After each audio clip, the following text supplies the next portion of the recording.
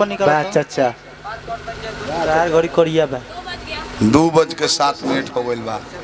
धन्यवाद बरुआ के अरुआ गांव के लोग के। विधायक जी माने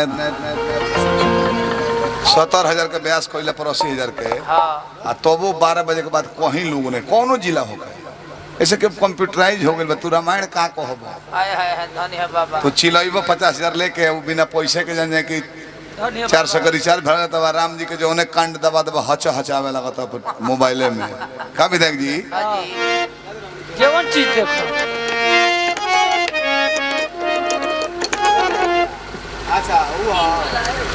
अनिकेत के का जाने के मन पड़ल बा इनकर माई ढेर दिन से बाहर बड़ी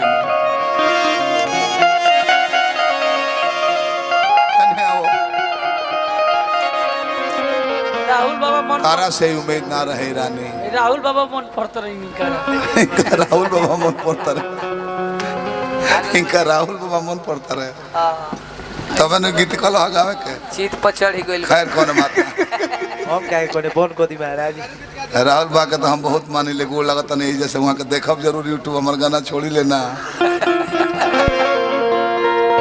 तार तो शादी बियाह हो गई दूल्हा संग जाकर चैन से जियो तारू हमार का दशा बजान तारू का हाल बा बबुआ बड़ी भीतरी से फरमाइश कैले बड़े गाना राहुल बाबा कि जब याद आवे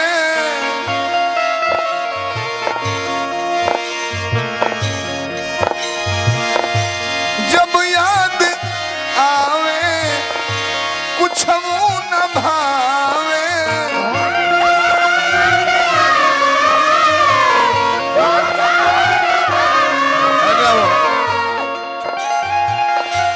जब याद आवे कुछ न भावे जालिम दुश्मन जमाना हो गई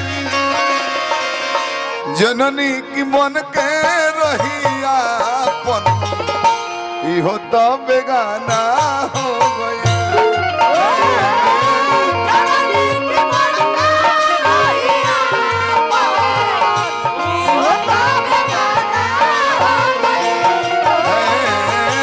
जननी की मन के रहिया पन इहो तो बेगाना